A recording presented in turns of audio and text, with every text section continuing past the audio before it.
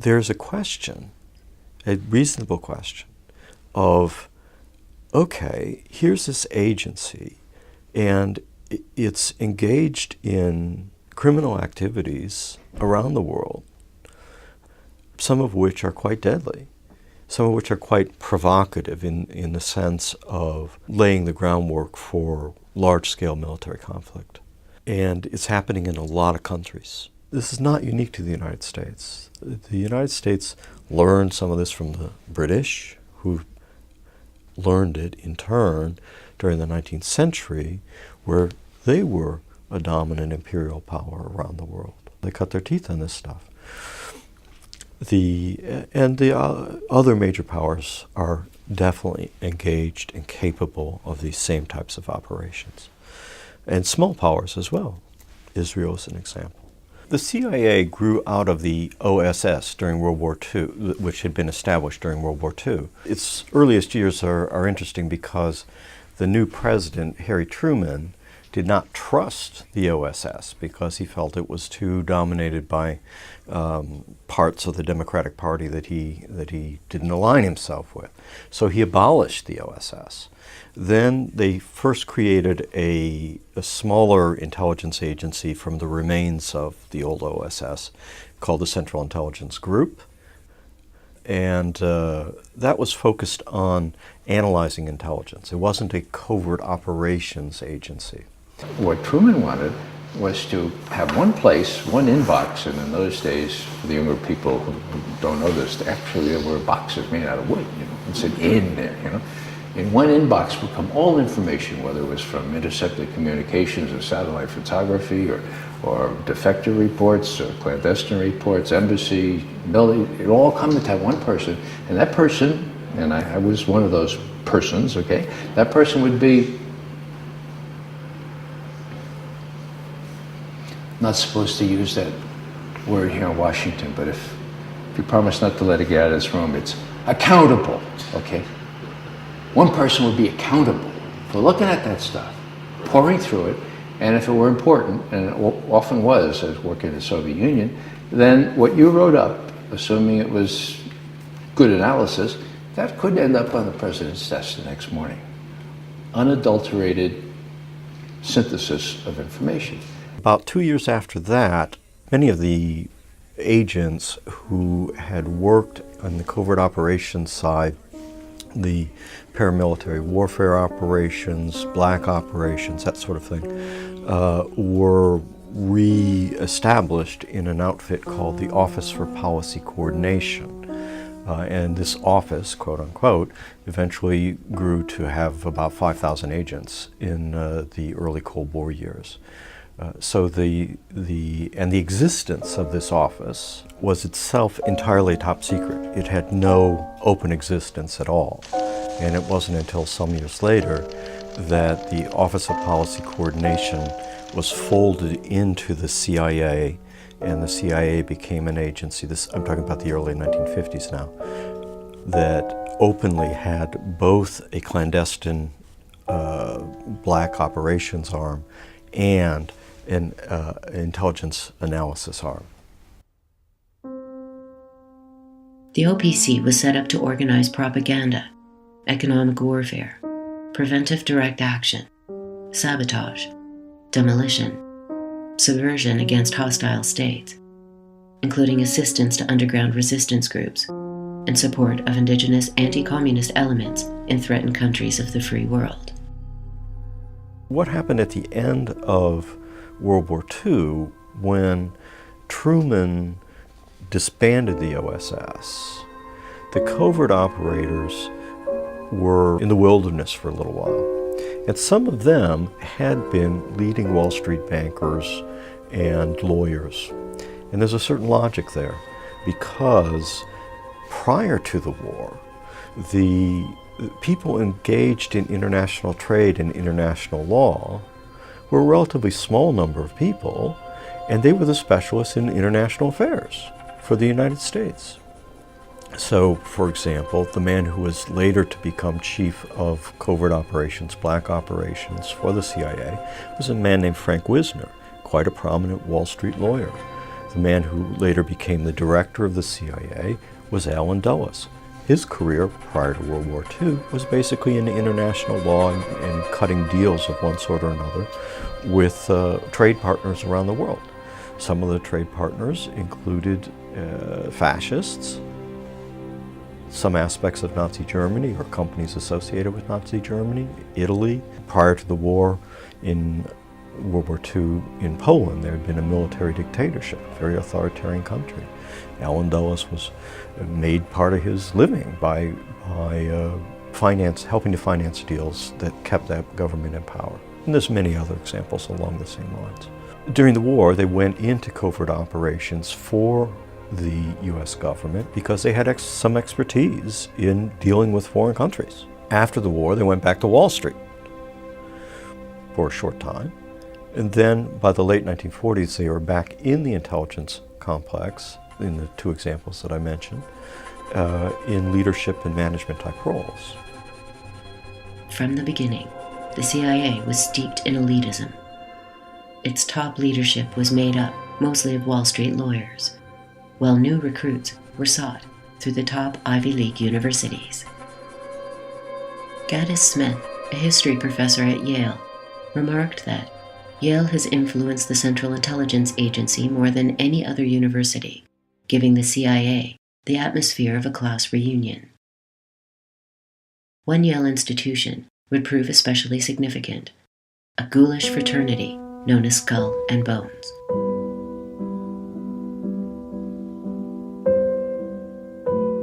Its membership has included some of the most powerful figures in American history. Among them was F. Truby Davison, the CIA's first director of personnel. Skull and Bones gained national notoriety during the 2004 presidential election when it was revealed that the Republican candidate, George W. Bush, as well as the Democratic candidate, Senator John Kerry, were members of the same secret society.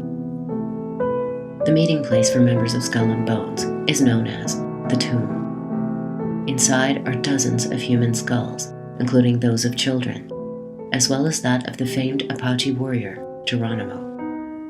According to internal records, Geronimo's grave was pilfered in 1918 by George Bush Jr.'s grandfather, Prescott Bush. When in 1986, Geronimo's great-grandson demanded the skull's return, the Skull and Bones Society refused.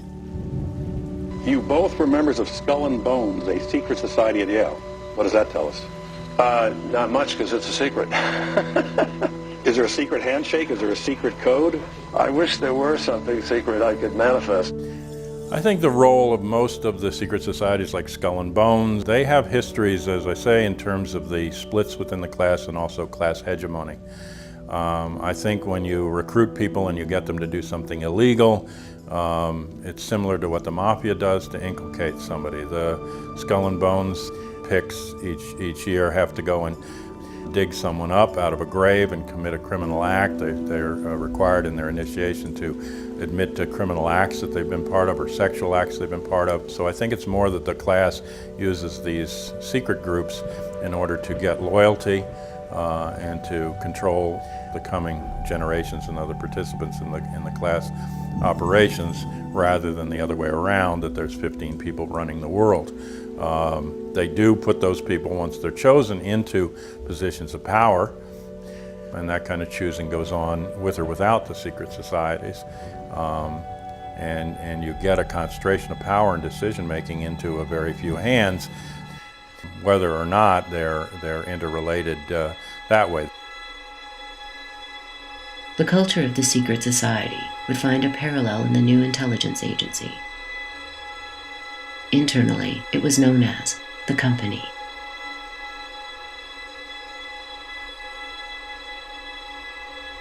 Within just a few years, it would become one of the most powerful institutions in the American government. Just as Eisenhower would later warn of the military-industrial complex that he himself had helped to create, Truman would voice alarm over the evolution of the Central Intelligence Agency. He came to not only regret it, but to speak out about it. In 1963, 30 days to the day after the assassination of John F. Kennedy, Truman actually wrote an op-ed that was published in the Washington Post in which he revealed this, and he said, "I never intended for it to become what it has become." And this is very interesting because that op-ed appeared in the early edition of the Washington Post, and then it was excised from all the later editions that day. Allen Dulles, perhaps the most important of the CIA directors, flew out to Independence, Missouri to try to get Truman to retract what he had written, and he refused.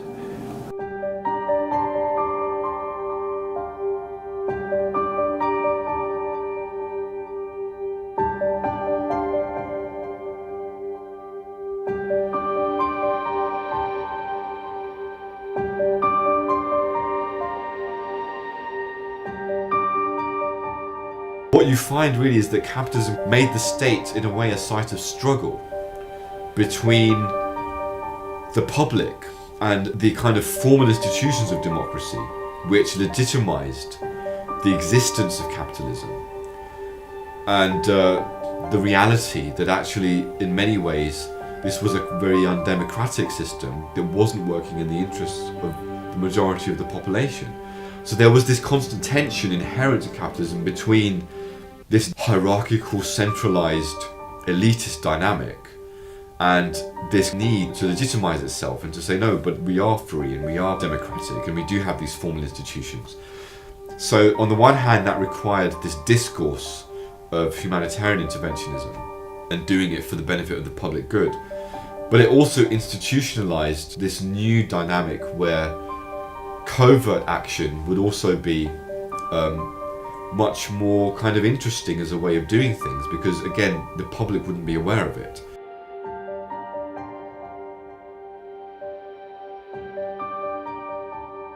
At the same time the OPC became operational, the National Security Council approved a radical new policy.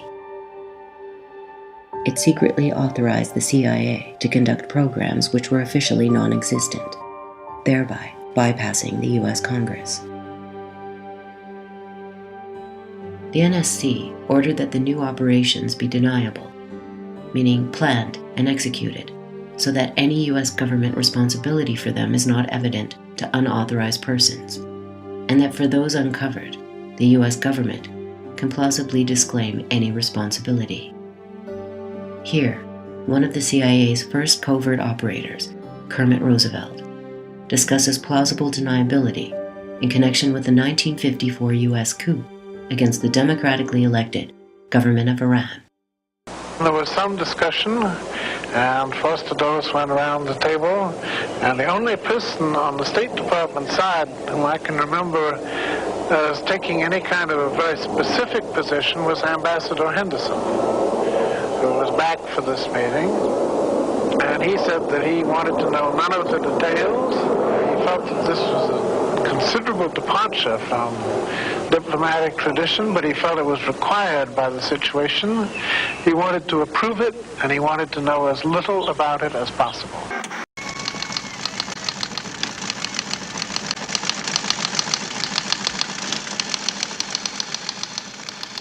Allow Union infiltrators sufficient lead time. Union infiltrators? Though CIA exposure seems unlikely, standard program of denial of involvement is recommended.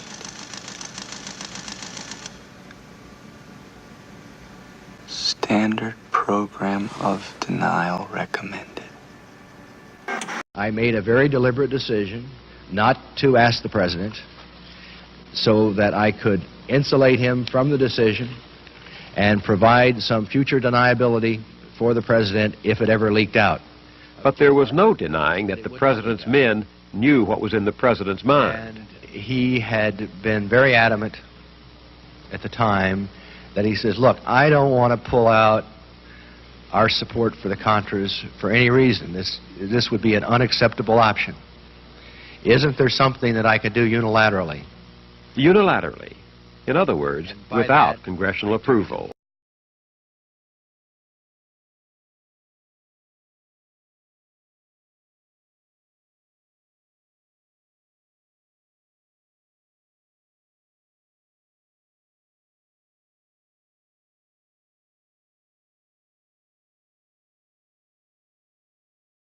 This is a T-shirt.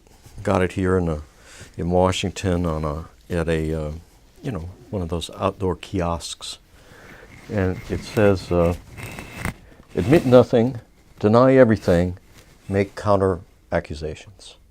And that's really what plausible deniability is about. Plausible deniability gives the people at the top of these agencies, and most particularly the political leadership of the country, which gives orders to these agencies, the opportunity to disavow what has in fact been carried out on the basis of orders that have come from the president. The people on the ground in El Salvador, for example, they know darn well that death squads, I'm talking about in the 1980s, that death squads infest the country, and that thousands and even tens of thousands of people are being killed by these death squads. So you can't hide that reality. The people in Washington, in Congress, for example, they are told that there is no association between the U.S. government and the death squads. And in fact, here's a press release, Mr. Congressman, that deplores the death squads. The way that can be done is if there's a disjuncture, if there's a compartmentalization between the CIA and the military intelligence role in these death squads, which we now know to be factual, and their higher-ups in the chain of command.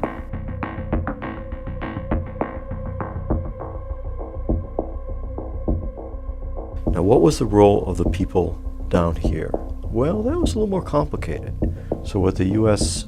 Military advisors do is to teach the people in the country how to organize themselves and how to carry out missions and how to keep their mouths shut about missions and how to be more professional, quote unquote, in the jobs that the indigenous troops want to carry out anyway.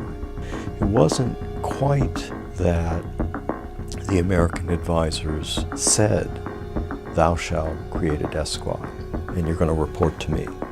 No. What they said was, here's how to organize yourself to conduct missions, and don't report to me because I don't want to know it. That's how it's done.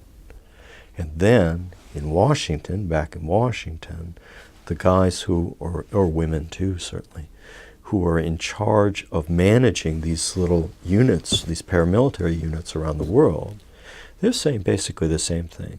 Go take care of business in El Salvador and don't tell me about it because I don't want to know. We don't talk about those things in this house, do we? Oh, it's too elegant, too respectable. Nice kids, party. Painting a mama up there on the wall. No place for a stinking cup. It's only a place for a hoodlum who built this house out of 20 years of corruption and murder. I'm going to tell you something. You know, you couldn't plant enough flowers around here to kill the smell. There's an attack on the whole integrity of government. If whole file cabinets can be stolen and then made available to the press, you can't have orderly government anymore. A name has now come out as the possible source of the Times Pentagon documents. It is that of Daniel Ellsberg, the top policy analyst for the Defense and State Departments. I think it is time in this country to quit making national heroes out of those who steal secrets and publish them in the newspaper. He became a household name overnight. Daniel Ellsberg, a high-ranking Pentagon official, leaked a treasure trove of secret documents to the New York Times. The publication of the Pentagon Papers seemed to affirm a widely held view. No matter how hard you try, you cannot keep secrets in Washington. The very word secrecy is repugnant in a free and open society. Yet Ellsberg himself has a radically different take. He states that the myth of transparency is a cover story, a way of flattering and misleading journalists and their readers. Eventually, many secrets do get out that wouldn't in a full totalitarian society. But the fact is that the overwhelming majority of secrets do not leak to the American public. Secrets that would be of the greatest import can be kept from them reliably for decades by the executive branch, even though they are known to thousands of insiders. One of the most remarkable demonstrations of this capability was the Manhattan Project. the gargantuan construction effort responsible for producing the atomic bomb. Though it involved hundreds of thousands of people, not even then Vice President Harry Truman became aware of its existence until assuming the top command after the death of Franklin Roosevelt. How is this possible? Part of the answer lies in the concept of compartmentalization.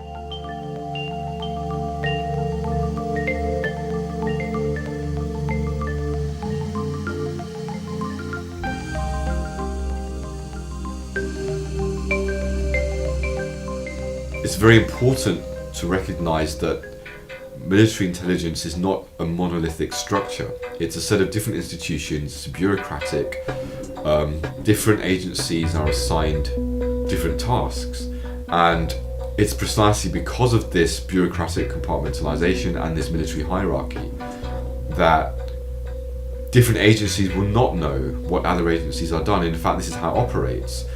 A particular agency may be given a task to perform a particular component of an operation, but there is this concept of need to know. So for example, the agency may or even the subsection of the agency, or a division of the agency, or a cell operated by the agency may, on a need to know basis, understand what they need to do as a specific component of the operation. They may know that they need to travel somewhere and plant a device, or they need to go somewhere and do surveillance of somebody. But they do not necessarily know why they're doing that, or the context, or what the strategic purpose is, or anything else at all. The purpose of this is to ensure that operations are kept classified, that information remains secret, that is not subject to being leaked to the public, that is not subject to overt scrutiny from the public or from publicly nominated institutions of the government. Okay, well that sounds logical on some levels, but it has the effect of creating compartments in which particular operations are carried out. And these operations, on the one hand, may have very significant effects. I mean, that's the whole point of having an operation, right? But what the effects are, the existence of the operation, the responsibility for it, and so forth, is secret even within the CIA. You know, the entire career that I spent in the CIA, I was in the analysis half of the CIA. The other half being the operational half, or you could call it the dirty tricks half, you could call it just the half that did things rather than only talked about things and wrote about things. I was in the analytical half of the agency.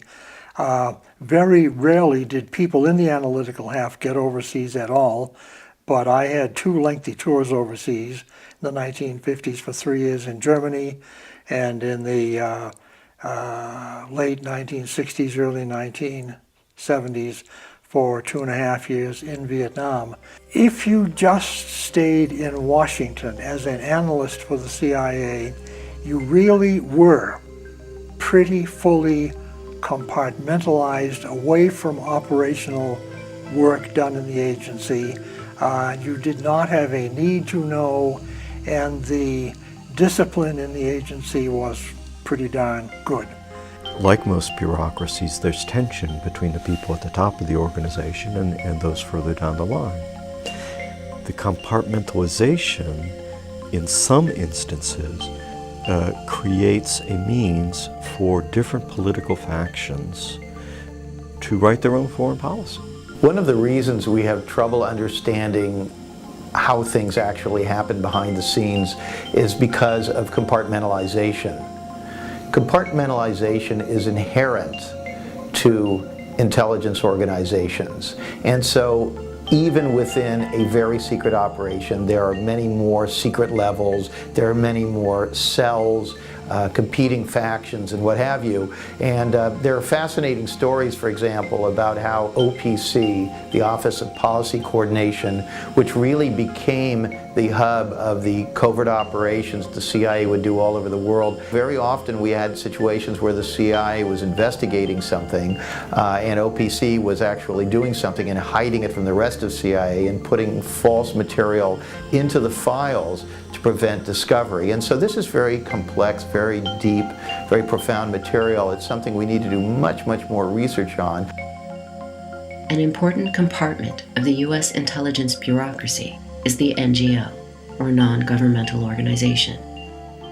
The majority of these groups, American or otherwise, are exactly as advertised. Organizations set up independently of the state, but not all NGOs live up to their title. Like the traditional front company, a seemingly legitimate business run and staffed by criminals or spies, some NGOs have been revealed to be thinly veiled outgrowths of government agencies, including the CIA. The key to CIA's current troubles is that unique American institution, the tax-free foundation. Here is what happened.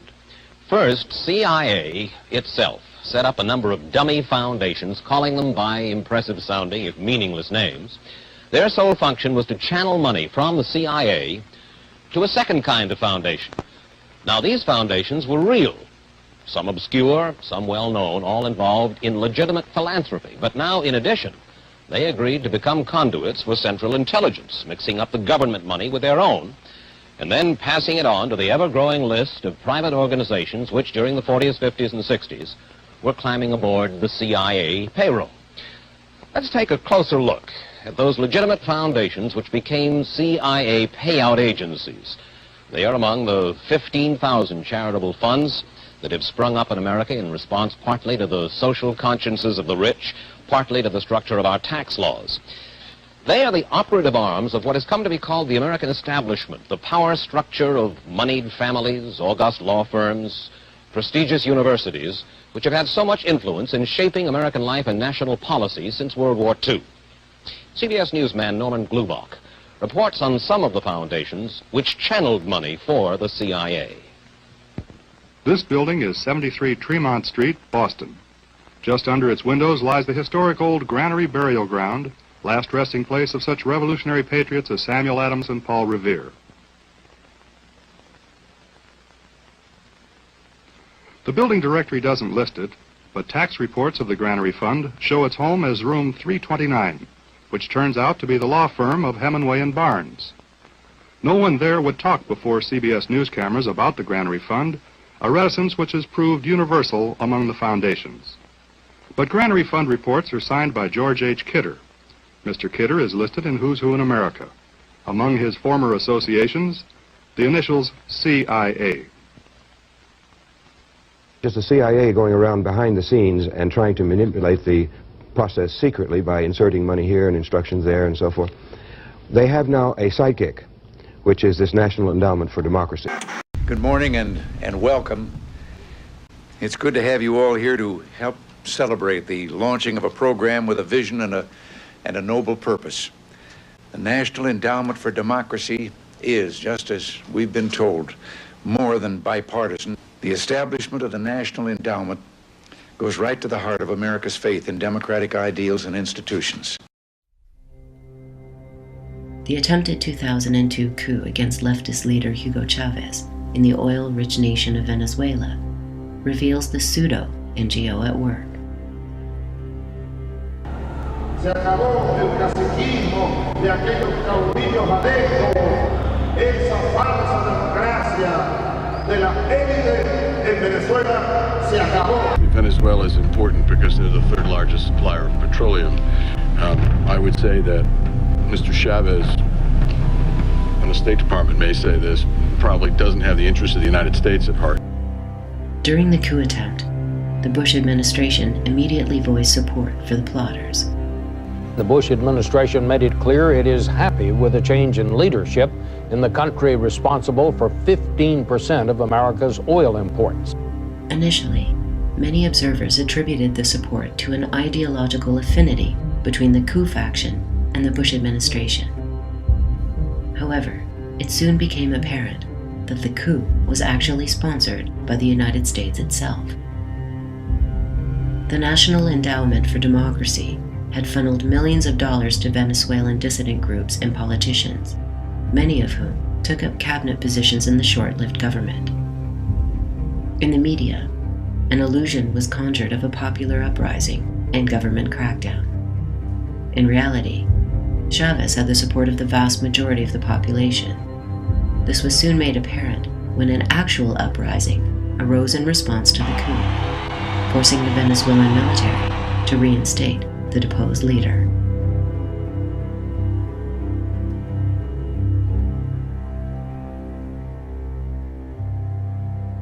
That the CIA has overthrown countless governments around the world is no longer a closely held secret. What is less known is that its agents have engaged in similar plots against America's closest allies. According to the CIA's charter, agents cannot engage in secret operations of any kind within the countries of the UK, Australia, Canada, and New Zealand without the explicit prior approval of the host government. Yet not even this most basic tenet has been upheld. The coup against Gough Whitlam's Labour government in Australia in 1972 exposes a wide variety of dirty tricks used by intelligence agencies to undermine democracy.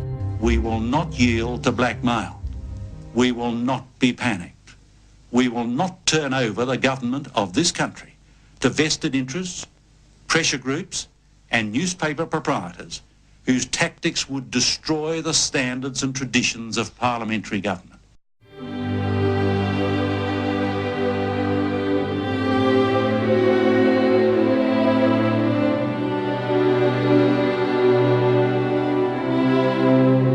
In Australia in 1972, a Labour government was elected for the first time in 23 years. It would be brought down in a de facto coup d'etat conducted by the CIA in liaison with Britain's MI6 and, most shockingly, Australia's own intelligence services. Since assuming power in Australia, Whitlam's Labour government had enacted a series of reforms. These included raises in wages, pensions, and unemployment benefits, free national health care, equal pay for women, the abolishment of tuition fees, new services for Aboriginal peoples, and the replacement of God Save the Queen with Australia's own national anthem. Most disturbing to Washington, however, was the withdrawal of Australian troops from Vietnam, the support of Palestinian rights, and the proposal of an Indian Ocean zone of peace. Worst of all, Whitlam hinted that he might shut down a number of American military bases, including Pine Gap.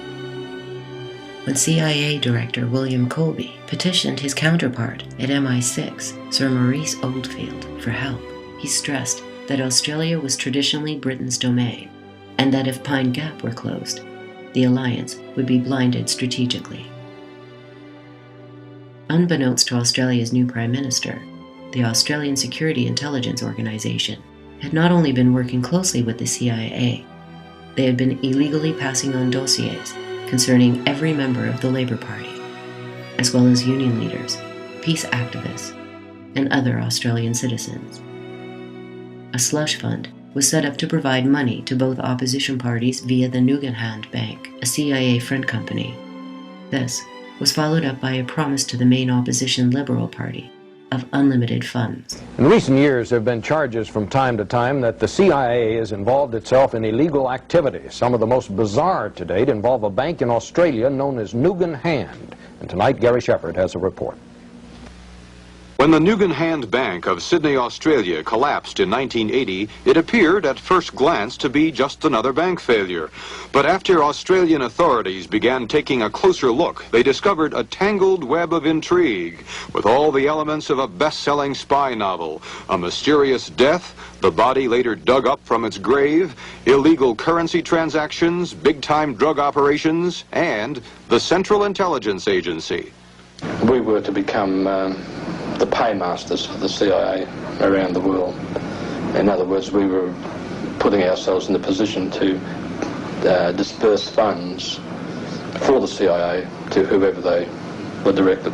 Former bank executive Neil Evans, given immunity from prosecution, agreed to talk about the Nugan Hand operation on Australian television. From his account and others, the bank had its genesis during the Vietnam War.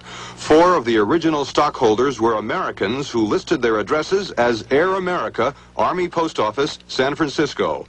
Air America was the CIA airline in Indochina, hauling men and supplies on clandestine missions. And according to former CIA agents, even drugs out of the so-called Golden Triangle, where the borders of Burma, Laos, and Thailand converge. Nugan Hand sent Neil Evans to the Thai city of Chiang Mai, the commercial center of the drug trade. He claims the CIA made millions and used the money to finance some of its secret projects. The idea was that money would be deposited with the Nugan Hand Bank by the CIA through various channels, and also that the Nugan Hand Bank would be the repository for funds coming in from various CIA enterprises, namely drugs in Thailand, marijuana in particular, and that the Nugan Hand Bank would then be responsible for rerouting that money to an account in America with a New York bank. Nugan Hand was not your ordinary bank. There were secret numbered accounts, and hardly any of its top people were bankers. Many were American civilians and former high-ranking military officers with ties to U.S. intelligence. When they found the body of Australian businessman Frank Nugan, the bank's chairman, shot to death a few months before the bank went under, they discovered in his pocket the business card of this man, William Colby, former director of the CIA. Nugan's partner was Michael Hand, an American Green Beret, who served 2 tours in Vietnam, one of them for the Central Intelligence Agency. He disappeared a short while after the bank collapsed and is now believed to be dead. Australian newspapers reported a connection between Nugan Hand and the U.S. Navy's super-secret intelligence unit known as Task Force 157. Among its top agents, CIA man Edwin Wilson, now under indictment for selling arms and explosives to Libyan dictator Muammar Gaddafi. And a man named Patry Loomis has also been implicated. He was the apparent CIA Nugan Hand go-between. It was Loomis who helped Wilson recruit a team of Green Berets to train terrorists in Libya.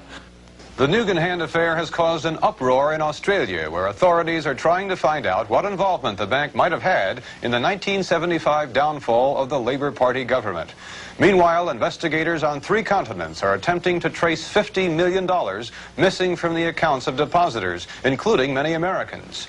Here in this country, the CIA denies any involvement with drug operations in Indochina, the Nugan Hand Bank itself, or the deaths of the 2 men who ran it. Gary Shepard, CBS News, Los Angeles. In addition to the slush fund, the CIA created a series of forged documents implicating high-ranking members of the Labour Party in a succession of scandals. No hard evidence was ever produced to substantiate the allegations, but a complicit Australian media, spearheaded by a young Rupert Murdoch, fanned the flames of discontent. Do you think the new paper will have any political orientation like The Sun and its predecessor, the Daily Herald? No fixed orientation in the sense that it'll be allied to any party. Certainly not. It'll be quite independent. One of the most damaging of the forgeries was a report indicating that Labour ministers had received kickbacks during the so-called loans affair. In 1981, a CIA contract agent named Joseph Flynn admitted that he had forged these documents at the behest of Michael Hand, co-founder of the CIA's Nugan Hand Bank. As the contrived scandals escalated, a state of emergency was declared. Invoking the authority of the British Crown, Attorney General John Carr dismissed Whitlam as Prime Minister.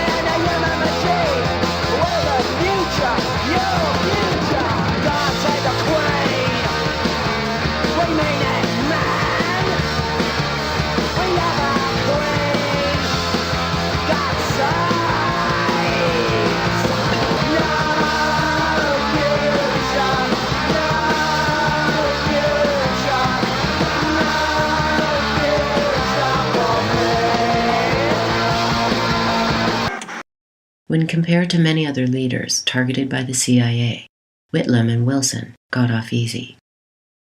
The CIA attempted to assassinate several dozen leaders during the Cold War. Oftentimes, they succeeded. La gran humanidad ha dicho basta y ha echado a andar, y su marcha de gigantes ya no se detendrá hasta conquistar la verdadera independencia.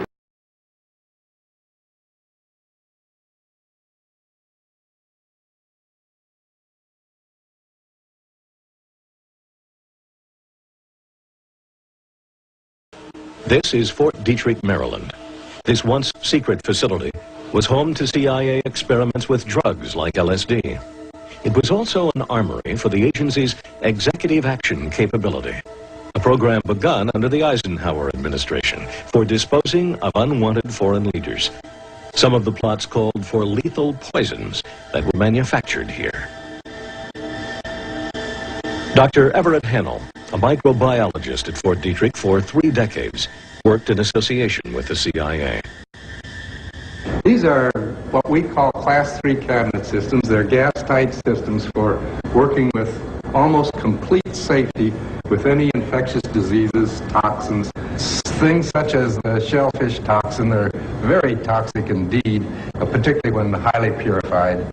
And I understand that these could be placed on steel needles and fired with air guns into an animal and induce death almost immediately. So that they were apparently a very effective, or could be a very effective type of covert weapon. Among the most disturbing CIA documents from the Cold War period is the agency's how-to guide on assassination. Beginning with the ironic disclaimer that murder is not morally justifiable, it goes on to state that killing a political leader whose burgeoning career is a clear and present danger to the cause of freedom may be held necessary. Persons who are morally squeamish should not attempt it. From there, the guide highlights potential methods. The simplest local tools are often the most efficient. A hammer, a screwdriver, a fire poker, a kitchen knife, a lampstand, or anything hard, heavy, and handy will suffice. A length of rope or wire or a belt will do if the assassin is strong and agile. For secret assassination, either simple or chase, a contrived accident is the most effective technique. When successfully executed, it causes little excitement and is only casually investigated. The most efficient accident is a fall of 75 feet or more onto a hard surface. Elevator shafts, stairwells, unscreened windows, and bridges will serve. Falls into the sea or swiftly flowing rivers can suffice if the subject cannot swim. Arson can cause accidental death if the subject is drugged and left in a burning building. Reliability is not satisfactory unless the building is isolated and highly combustible. If the subject drinks heavily, morphine or a similar narcotic can be injected at the passing out stage, and the cause of death will often be held to be acute alcoholism. Puncture wounds of the body cavity may not be reliable unless the heart is reached. The heart is protected by the rib cage and is not always easy to locate. Absolute reliability is obtained by severing the spinal cord in the cervical region. This can be done with the point of a knife or a light blow of an axe or hatchet. Another reliable method is the severing of both jugular and carotid blood vessels on both sides of the windpipe.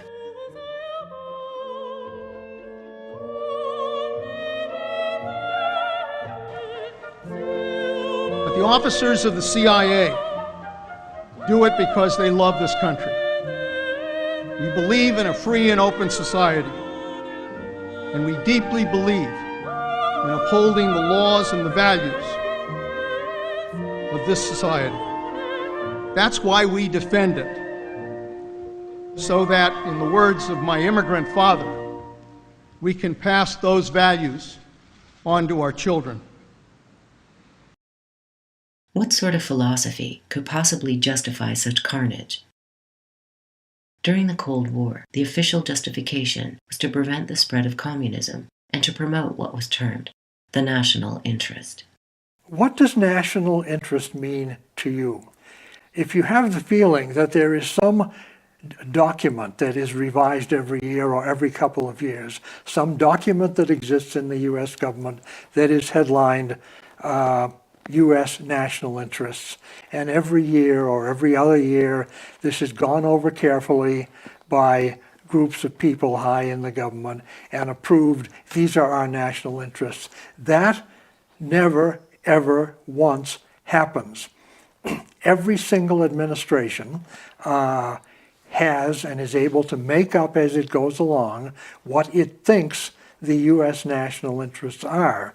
Every single individual who works in the government may very well have in his own mind a list of what he thinks the national interests of the country are. Neither the phrase national security nor the phrase national interest has real meaning, other than to be a political tool for keeping the public uninformed. Essentially, the elite, in its ignorance and in its obsessive desire to maintain secrecy and not be accountable to the public, seeks simple explanations. They seek reasons that they can use as a jingle that will allow the public to believe in what they're doing or to ignore what they're doing. What most Americans don't realize is that we, the people, are being held accountable by foreign publics for what is done in our name. Almost immediately after the CIA's founding, the national interest was revealed to be a highly flexible frame of reference. In the coups against Mohammad Mossadegh in Iran and Jacobo Arbenz in Guatemala, neither country had communist governments, nor any links to the Soviet Union. What they did have were leaders who threatened to nationalize major industries, thereby threatening the profits of Western corporations. In Iran, it was oil. In Guatemala, land.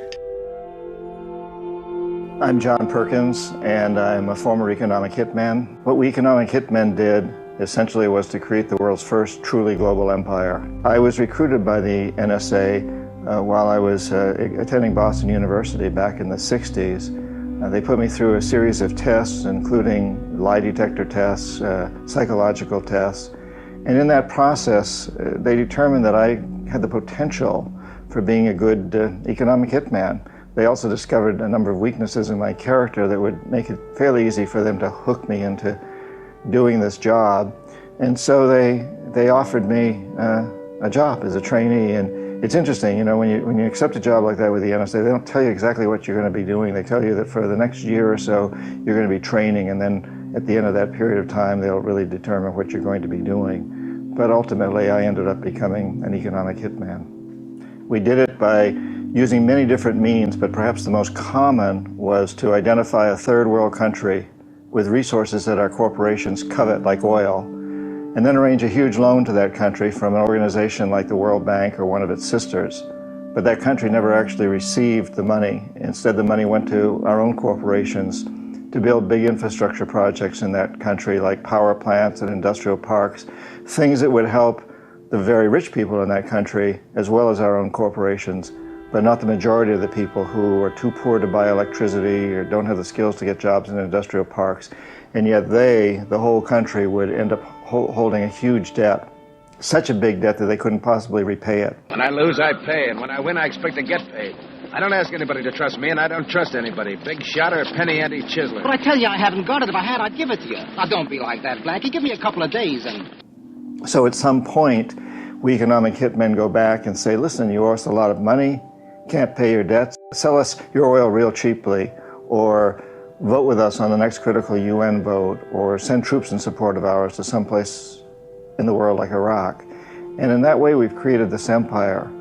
On the few occasions when we economic hitmen fail, the jackals go in, and these are people who will overthrow governments or assassinate the leaders of the countries that didn't accept the loans. I failed as an economic hitman with Jaime Roldos, the president of Ecuador, and Omar Torrijos of Panama, And because I failed to corrupt them, failed to bring them around, failed to get them to take on these loans that were so destructive to their countries, they were both assassinated by CIA-supported jackals. The words economic hitmen and jackal are kind of tongue-in-cheek words. We use them, but it's like the word spy or snoop or spook or even CIA agent. People don't really use any of those terms. If you're a true CIA agent, spy, you may talk about it tongue-in-cheek, but you've got a fancier title like attaché, commercial attaché at some embassy. We economic hitmen all had fancy titles too. My title was chief economist. But we would use this term economic hitmen tongue-in-cheek. And the jackals, usually people who work for private, what they call security firms, or a company that'll have a semi-legitimate contract with some branch of the government to do something such as protect our personnel in an embassy overseas, or maybe protect a media crew overseas, and they'll be paid to do that, but there'll be one person in that organization whose money's coming through these other channels. And sometimes the channels are what they call the black box money is from the CIA. The money coming through these channels to hire this one person who is essentially an assassin. On the few occasions when the jackals and the economic hitmen both fail, then we send in the military. When you have an empire, you have to ask yourself, who's the emperor? Well, an emperor is someone who's not elected, doesn't serve a limited term, and doesn't report to anyone. We do have a group of people that I call the corporatocracy, which are the people who run our biggest corporations, who do fit that definition. They're not elected, they don't serve a limited term, and they don't report to anyone. They like to say they report to their boards of directors, but they're all on each other's boards of directors, and the boards of directors basically rubber stamp what the CEO wants to do. So this is the modern equivalent of the emperor. They're all driven by one single motive, one goal, and that is to maximize profits regardless of the social and environmental costs. And in heading for that goal, they've created a world that's very dangerous, very unfair, unsustainable, a world that I certainly don't want to pass on to my grandson.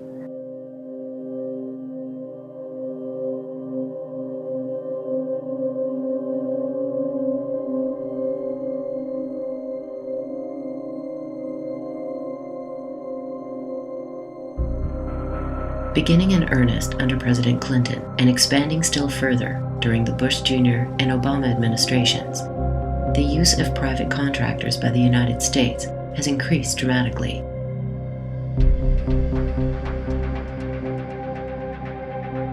Bearing names like Titan and Aegis, they are the modern equivalent of the mercenary army. Today, I can report that, as promised, the rest of our troops in Iraq will come home by the end of the year. When President Obama announced the withdrawal of troops from Iraq, many Americans did not realize that thousands of mercenaries, funded by the U.S. taxpayer, would remain in place.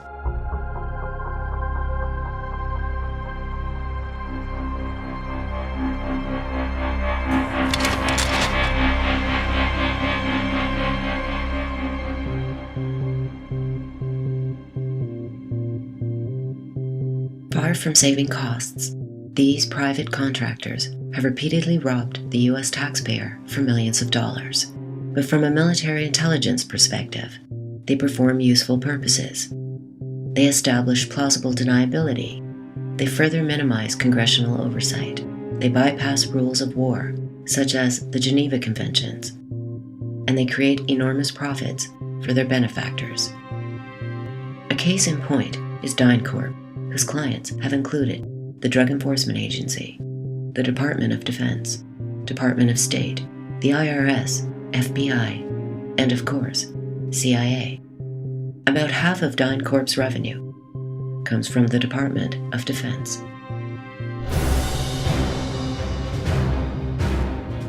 Every day, the people of DynCorp International are hard at work, supporting defense, diplomacy, and development initiatives. Because we believe in the relentless commitment that has made us a leader in providing government support solutions. With 22,000 employees in 39 countries, we provide total support in aviation and land systems, logistics, training and mentoring, intelligence, international development, anti-corruption, and base operations. We believe in doing the right thing always for our customers, our employees, and those we serve. In 1999, it was revealed that employees of DynCorp were not doing the right thing. They were working with the Serbian mafia in the trafficking of sex slaves, including children. Mr. Secretary, I watched President Bush deliver a moving speech at the United Nations in September 2003, in which he mentioned the crisis of the sex trade. The president called for the punishment of those involved in this horrible business. But at the very moment of that speech, DynCorp was exposed for having been involved in the buying and selling of young women and children. While all of this was going on, DynCorp kept the Pentagon contract to administer the smallpox and anthrax vaccines and is now working on a plague vaccine through the Joint Vaccine Acquisition Program. Mr. Secretary, is it policy of the U.S. government to reward companies that traffic in women and little girls? Thank you, Representative. First, the answer to your first question is no, absolutely not. The policy of the United States government is clear, unambiguous, and opposed to the activities that you described. The second question.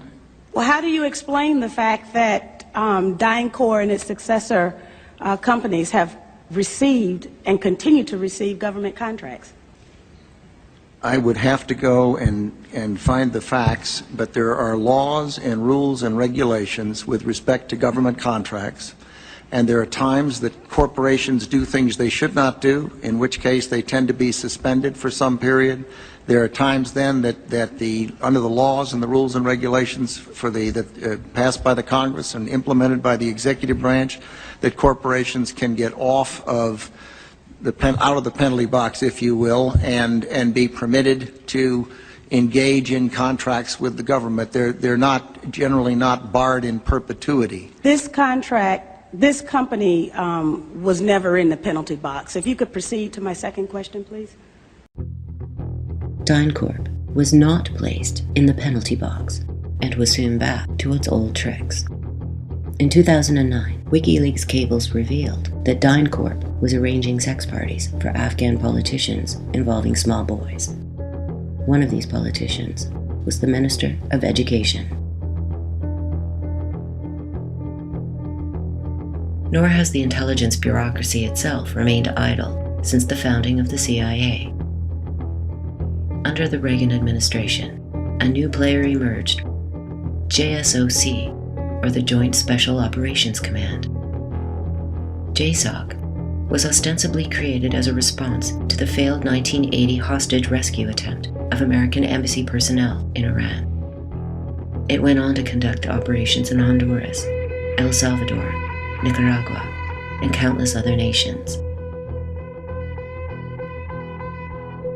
The basic premise that I was saying is there's a unit known as the Joint Special Operations Command, JSOC. It's a separately independent unit that does not report to Congress, at least in the years I know about, and I spent, if people read a story I wrote last summer in New York, or the Congress people are very upset at the senior leadership. It has been given executive authority by the president in as many as 12 countries to go in and kill, we're talking about high-value targets. That's absolutely correct. Recently, it was revealed that JSOC has been training members of the MEK, an Israeli-backed terrorist group, on U.S. soil, at the very same time that MEK was cited on the State Department's own list of terrorist organizations. If they're killing people that we like, it's not terrorism. By the way, we should add that the Brits and even the EU have basically moved away from that terrorism name because, again, they like having these guys. I mean, if somebody else can do the dirty work and you can make an absolute denial, as we have seen from the likes of our Secretary of State, who said, we are absolutely not involved in the assassination of these 5 scientists. And we have absolutely said it definitively. Isn't it nice to have an organization? I'm not suggesting this is the organization, but it's nice to have an organization that can do something something so you can say, it wasn't me, it must have been somebody else. You know what I mean? The United States now has 16 separate intelligence agencies, ranging from the ONI, the Office of Naval Intelligence, to the DIA, the Defense Intelligence Agency. Admiral Dennis C. Blair, whom President Obama appointed Director of National Intelligence, disclosed in 2012 that the current annual budget for America's 16 intelligence agencies is a remarkable $75 billion. More than the entire military budgets of major powers, such as the UK, France, and Germany. It employs more than 200,000 operatives worldwide, many of whom are mercenaries. Giving the intelligence community more money is like pouring gasoline onto a fire. It is a really bad idea. There's no oversight, there's no accountability, and therefore they'll go on. I mean, General Hayden, who's now violated the Constitution twice, once with wireless wiretapping, and the second time with torture and rendition. Hayden is on record as saying that anytime he wanted to close down a program at NSA, the guy who would lose his status and his money and his program was the only one who could tell him about it. So no oversight has really created a monster. There are 16 intelligence agencies. It turns out that the State Department, which costs almost nothing, produces the most value with open source intelligence, with information that is not stolen and is legal and ethical. Then you have the CIA, which has a mishmash of analysis and a mishmash of clandestine collection. And then after that come the technical agencies. The National Security Agency, which does signals intelligence, including warrantless wiretapping, and some other elements. And the long and the short of it is that we're spending $60 to $75 billion, of which CIA spends no more than $6 billion. And we're spending it on things that don't work. Lockheed will spend $100 million of the taxpayers' money on a satellite, and it'll self-destruct on the launch pad, and Lockheed will be given a contract to build another one. I mean, this is nuts. Policymakers are so stupid they would rather a secret picture than an intelligent human analysis. And so the whole system is rotten. The next president can safely cut the secret budget by 80% and move that money into education and open sources and do vastly better, not just for America, but for the rest of the world to whom that information can be given for free in sense-made form. So right now our government is completely out of touch with reality, and it's the Keystone Cops on steroids and armed. Okay? I mean, we're really in deep, deep trouble here. Have a nice day.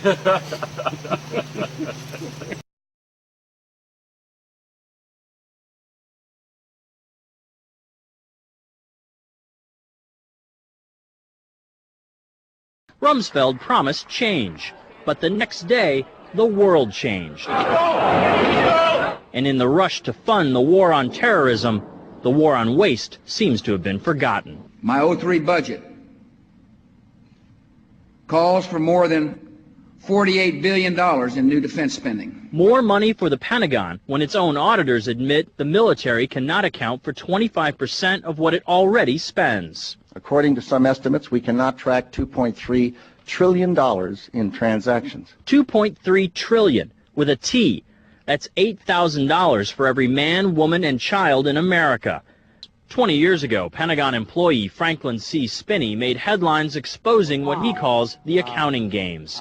He's still there, and although he does not speak for the Pentagon, he believes the problem has gotten worse. Those numbers are pie in the sky. The books are cooked routinely year after year after year. Retired Vice Admiral Jack Shanahan commanded the Navy's Second Fleet the first time Donald Rumsfeld served as Defense Secretary. With good financial oversight, we could find $48 billion in loose change in that building without having to hit the taxpayers. In the 2.5 minutes since this report began, the Pentagon has spent nearly $2 million, and it may never know where 25% of those tax dollars went.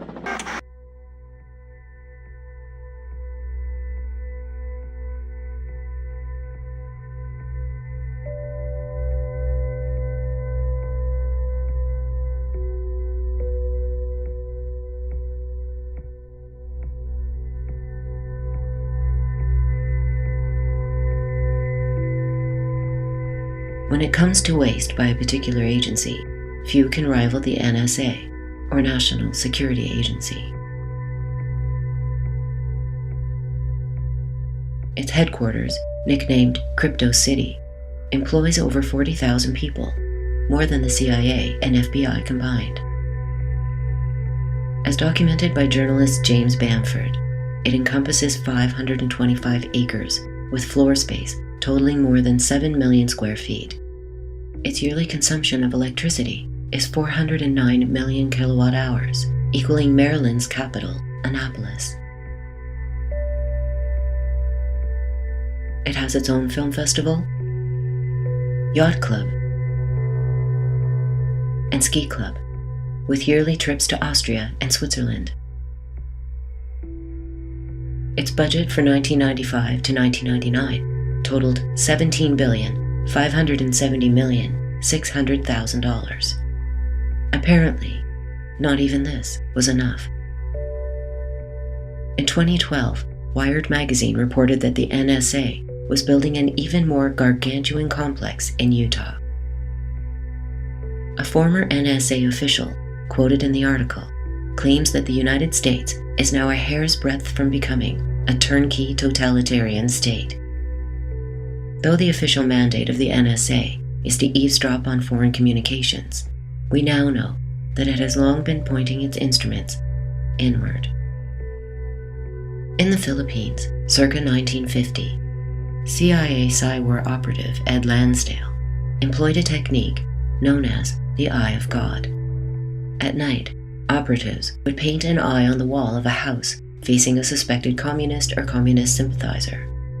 The message, "We are watching you."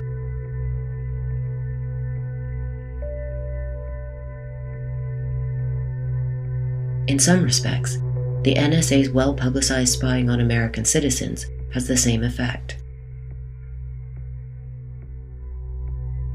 In the late 18th century, an English social theorist named Jeremy Bentham designed a prison known as the Panopticon. It was a circular structure with a central command center built so that prisoners would never know if they were being watched.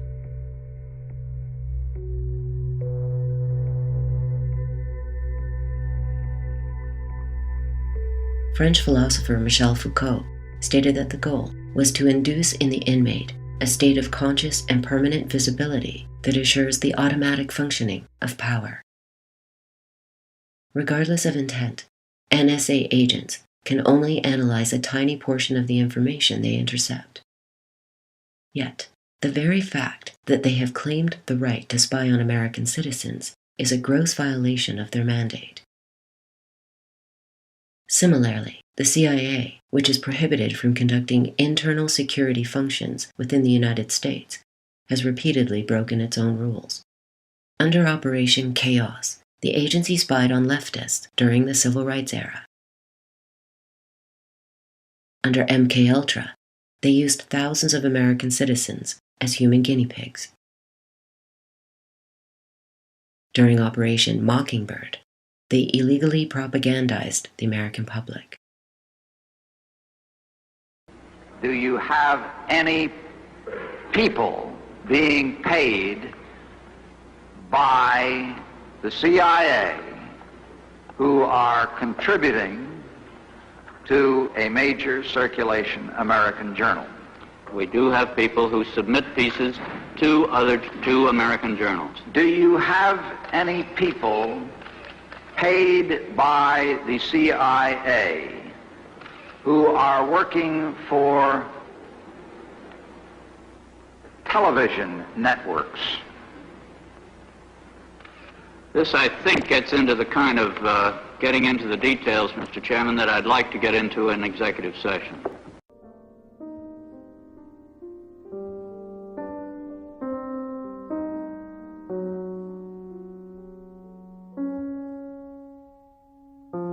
It is a great honor to be here with the men and women of the CIA. I've been eager to come out here to Langley for some time so I can deliver a simple message to you in person on behalf of the American people. Thank you. Thank you for all the work that you do to protect the American people and the freedom that we all cherish. Today, it is widely accepted that secret organizations with extraordinary special powers are necessary for stability for democracy, and for defense against foreign enemies. Yet this viewpoint has not always been the dominant one. In A Modern History of England, published in the 19th century, its author notes, "Nothing is more revolting to Englishmen than the espionage which forms parts of the administrative system of continental despotisms. The freedom of a country may be measured by its immunity from this baleful agency." Similarly, in 1798, a congressman colorfully warned that if a system of espionage is established, the country will swarm with informers, spies, and all the odious reptile tribe that breed in the sunshine of despotic power. If the corporatocracy has become the de facto emperor of the United States, the shadow government has become its elite guard.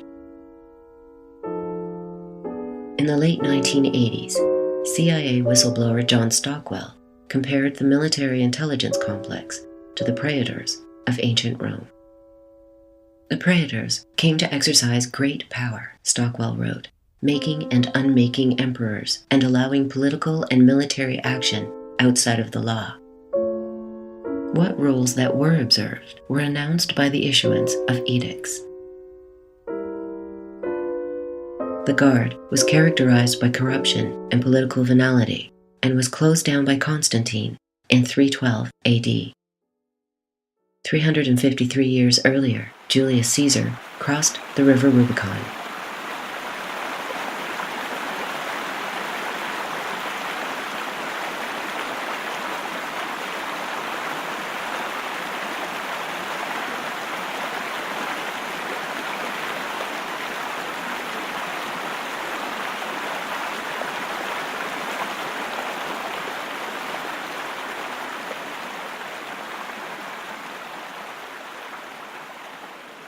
Roman law specified that only elected magistrates could hold imperium or right of command in their provinces. Therefore, Caesar's act directly challenged the power of the elected government. Today, the idiom "crossing the Rubicon" is used to describe the devolution of a republic into an empire. It is also used to mean a point of no return.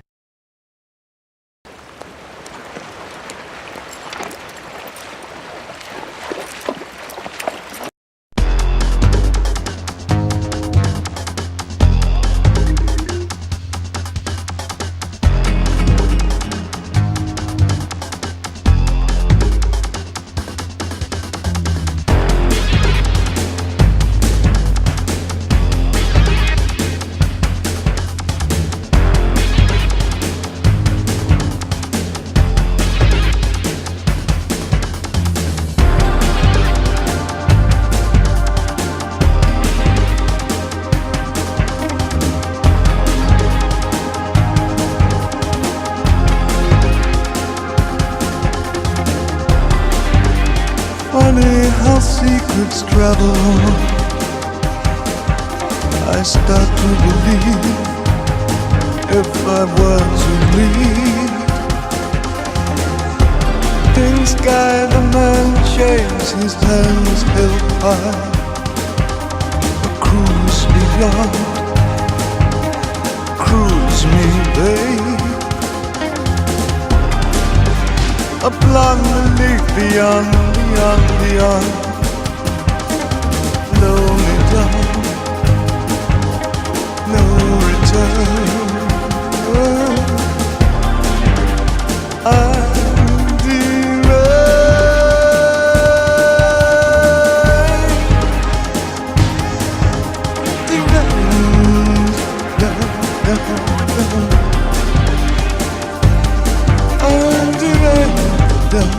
down, down. So cruise me, baby, beyond.